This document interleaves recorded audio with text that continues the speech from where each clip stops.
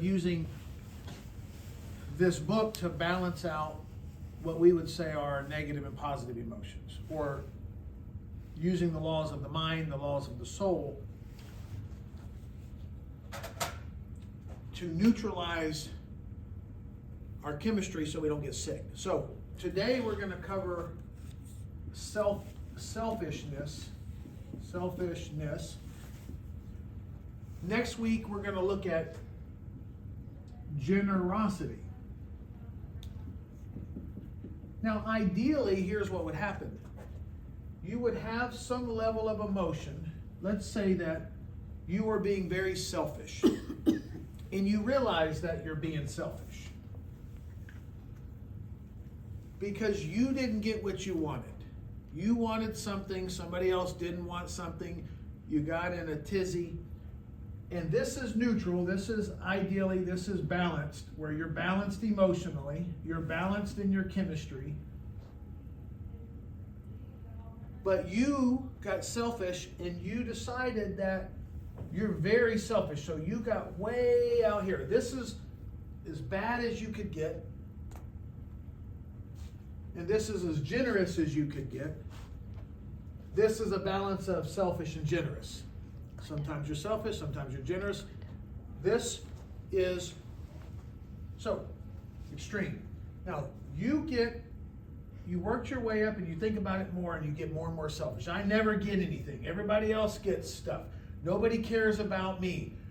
I'm always giving, never taking. I mean, you're really getting polarized and you get way out here, and now your ratio of negative vibration, your ratio of selfishness, your ratio of chemistry, you start getting worked up and you change the hormones in your body. The testosterone goes up, the adrenaline goes up, and now it's my.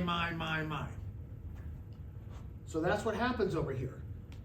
Now, if you want to work on your selfishness, the way that you work on it is then you do the opposite. You start being generous. So if you only are generous a little bit, so we have a ratio of 6 and we only have 3, you will end up still a bit selfish. So your chemistry will go down some, but you'll still be more selfish than generous. The goal is to get us right back here to the middle so that our chemistry is balanced. What does that mean? Our hormones are balanced. The hormones go out of balance to your ratio of perception to remind you that you're being unrealistic. It's only about you. Ideally, it would be about you and others. What's best for others and what's best for you together. How do you both get what you want out of life and both be happy? But let's say that you get overly generous. You said, I'm such a bad person. And now you get overly generous and you get way over here and you give them your car, you give them all your money, and you pay penance, so to speak. Now your chemistry is so far over here that you perceive the positive as greater than the negative, and now your chemistry shifts over here, and now you're getting too much things like too much serotonin or too much dopamine or too much oxytocin. And now your chemistry changes and you get a different type of sickness because you're too generous.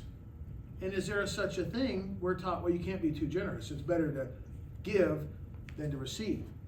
As far as the body is concerned, it's better to have fair exchange, where you're selfish sometimes, you're generous, but ideally you're here.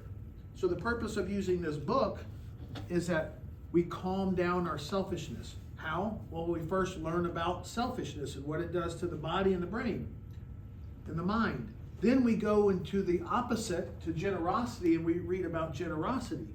So we're balancing our emotion through an education. If nobody teaches you this, you'll just think you have a hormone imbalance. And the doctors will balance your hormones with medicine, but it doesn't change what created them to be out of balance. So in studying the rays of the dawn, whatever emotion you have, your children do something, we'll find the emotion that you seem to be appropriate for what the child did.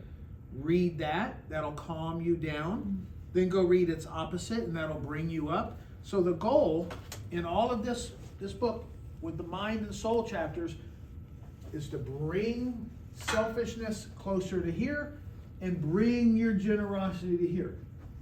And yes, sometimes there's going to be a lot more generosity. But if you keep being generous without being selfish, ultimately you will be deprived of everything you have in your life, and you'll now force to be dependent on others. And then now that's a new level of selfishness, because now everybody has to take care of you.